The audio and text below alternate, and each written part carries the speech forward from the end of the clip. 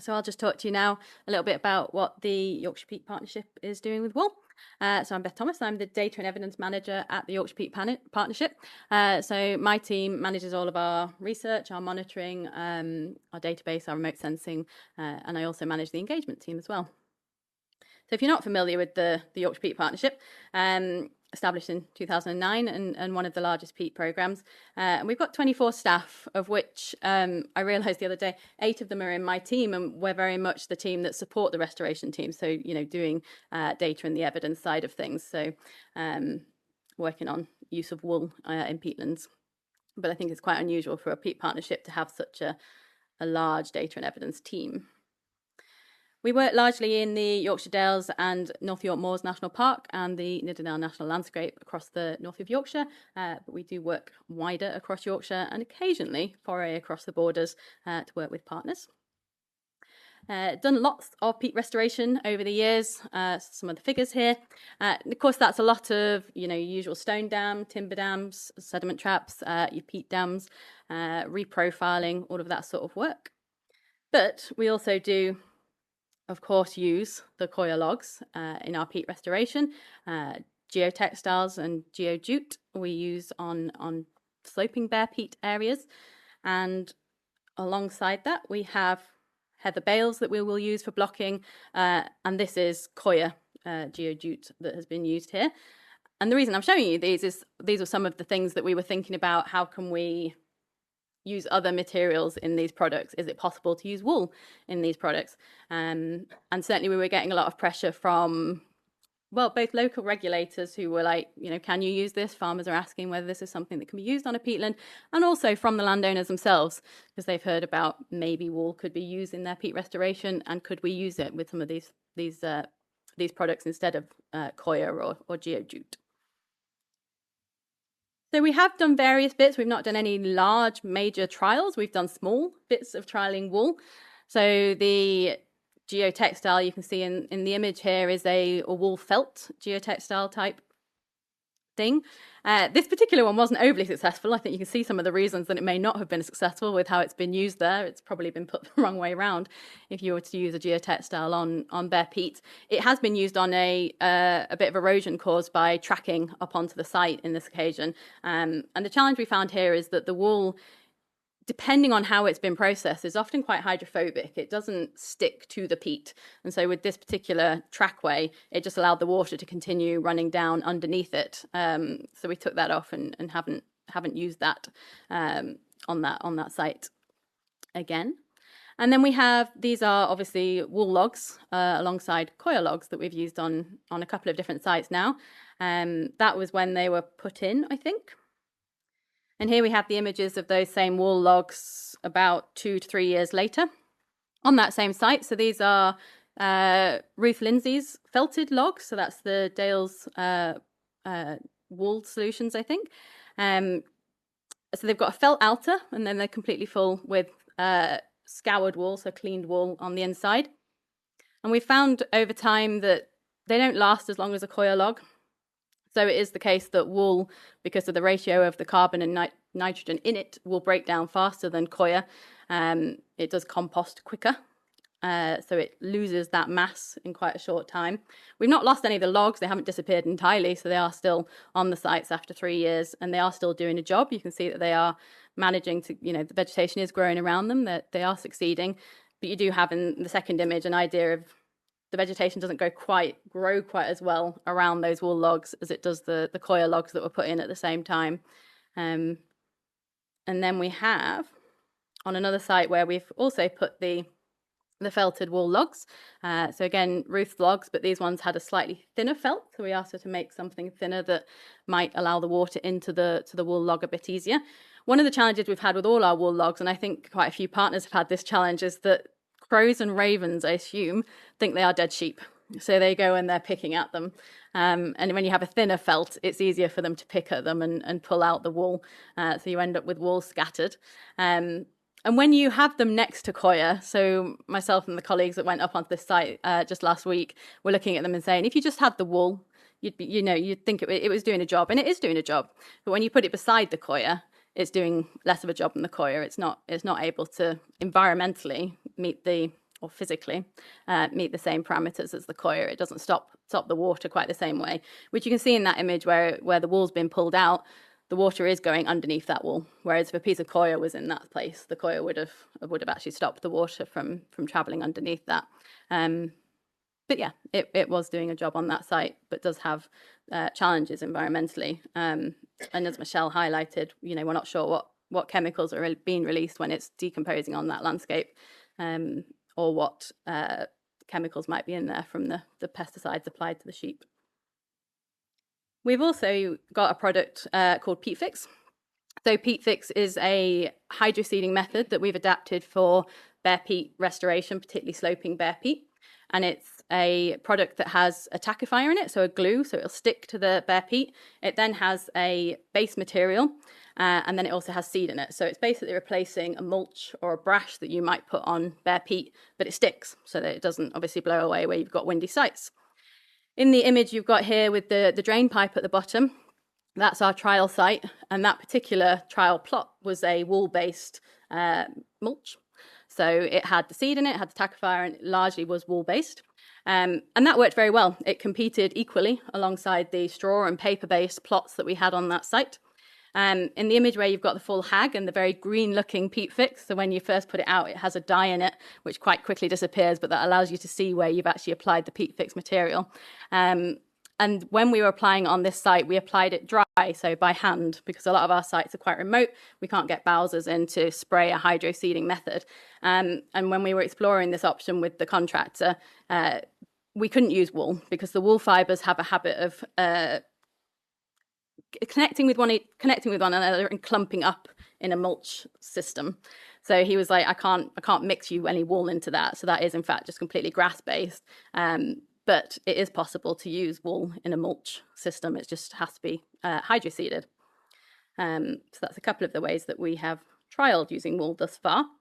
But I just wanted to bring up these three different sections or ways of thinking about using wool in the industry. And this was something that Michelle had brought up in one of the wool working group meetings. And I thought it was a really good way of directing our thoughts about how we're using this product. So if you're just thinking about the environmental impact of wool and how you might use it, for us, when we've been applying these logs and these mulches, physically, they don't usually match the standards of other materials that we're using. So from an environmental point of view, we wouldn't necessarily choose to use wool over other products. And yet, as has been mentioned, we're not sure about the chemical impact of wool, but as has also been highlighted, we haven't actually explored the chemical impact of coir. So those are unknowns at the moment. Economically, for us, in purchasing wool products, they haven't been cheaper than other products. So the wool logs that we've purchased that are felted and obviously have a lot of processing in them, they are using local wool, products from local areas, but they cost twice as much as a coir log. And as an organisation, that's a lot of money to be outlaying twice as much on these products. Where we've used it in the PeatFix, so the mulching system, the price isn't comparably that different. So it is possible to use wool products at a similar price to other products. It just depends what products they are. But I think socially is where it's at. So obviously socially, we can use local products. We can use things that the landowners themselves are producing on that site and start using them on site. It's a great way to get communities involved in how we're using that, how we're restoring that landscape and using those local things. So I think quite a few of my fellow speakers are going to talk quite a bit on the social side of stuff. And I'm really excited to hear some of the ways that we can engage people with using these wool products and really get people engaged in peat restoration. So I'm excited to hear about that. So I won't go much further into the social side of things. So thank you. We've got a couple of minutes if you wanted to ask myself or Michelle any questions before we move on to the next couple of speakers. Okay, perfect. I was just wondering if you could speak a wee bit more about the hydroseeding method and how the wool is incorporated into that and what role it has in the hydroseeding. So the hydroseeding method requires sort of a mulch material to be used. So you've got the grass seed that is in it and you've got the tackifier itself, but you then need the actual mulch itself. And you can make that out of, I guess, anything you wanted to make it out of. It is largely made out of plant-based materials or things like wool. And when you're mixing the hydroseed for the trial that we did, we were trying mulches that were based on different materials just to see if there was a difference. Does paper-based mulch work better than a straw or wool-based mulch? Basically, when we did the analysis at the end, they all worked similarly, so it didn't make a huge difference. So you could base that mulch on whatever you want in that regards, because we found that they worked. So if you wanted to use a local product like wool, our research for that project showed that wool would be successful in allowing a revegetation of the grass seed that you put in that mulch on that landscape. Does that answer your question? I'm not sure whether I'm... yeah, that's perfect. So yeah, when we were doing it, we were just trialing different bases for that mulch, such as having wool fibre in it. And it did work well with the actual, when it was in a bowser with water being mixed, the wool worked very well. But once you make it dry, the wool just sticks to itself when it's not in that wet conditions, and wasn't appropriate for hand spreading of the mulch. And is the mulch for bulking it out or providing nutrients, or what? It's for providing a protective layer. So something for the grass to actually grow in that has then stuck to the peat, and so it doesn't blow away over, the windy conditions that you'll get on the upland blanket bogs. Yeah.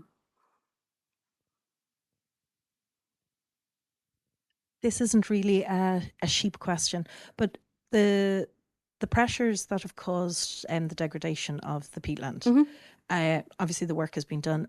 Have those pressures been removed, or is there going to be a cycle in where you're working? Yes, good question. Largely they have been removed. So a lot of the pressure historically would be, certainly in Yorkshire, it's a lot of cutting of drainage ditches, obviously for getting more stock up there or having your grouse more shoots up there.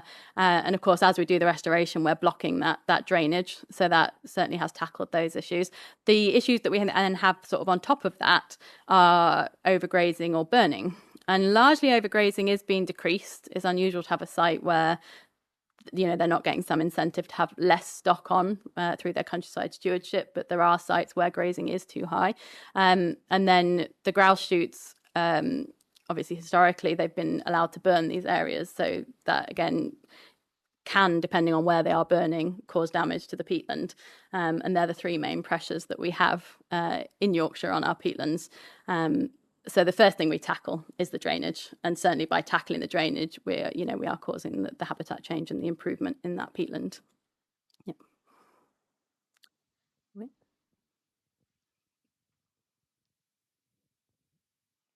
Teresa from Mourne Heritage Trust, and it's a follow-on on that about the pressures. So if we're changing, for example, the type of herbivore that's coming onto the hill, has there been any work done on the impacts of the use of wool with cattle who aren't as selective in their grazing? And is there any issue with the animal health on that aspect? Not that I'm aware of, as in we haven't explored that, nor have we had sites where we've put wool on and there are currently cattle on it. One of the challenges we had with the peat fix material is with the grass seed growing in it, do the animals then come over and they're grazing on that material? But we've only so far applied peat fix on a few sites, and that hasn't been a problem thus far. But no, I don't have an answer as to whether it would be an issue having cattle on a site where we have wool products on that site yet. And when you say that you've done it on a few sites, can you quantify the sort of acreage of what that might have been? Has it been 100 square meters or 2 or 3 or 4? Off the top of my head, I can't recall it will be less than 1,000 square meters that we've applied. Very much a pilot. Yes, it is. Yes. This last year has been the first year that we've sort of applied it in anger on a site, and it's not a large site. We had a smaller one that we were testing it with our contractors, and this year I hope that we will be applying it much more widely. And hopefully with the peat fix material, it'll be useful for things like fire damaged areas. So where you've got that stripped material, so you might be aware we've had a large fire in the North York Moors.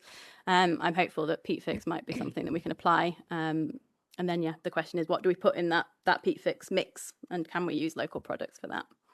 Yeah, we also had a very serious fire in April of this year, where we lost almost 6 square kilometres of habitat. And again, we were looking at measures of what we could do, but our difficulty to try and address something on that scale is that we have no basis on which to place our case with the Environment Agency when it comes to getting consent to actually do the work. So we're kind of caught. I think we're all caught in that dilemma at the moment. We need evidence, don't we? We need evidence to be able to upscale. Yeah. It looks really positive. Yeah. It would be great to be able to use a local material, but unless we can get some hard science on it, then which I think some of my fellow speakers will start talking about. So it'll be would be really good. Get some of those answers. Thanks, Beth. So, thank you.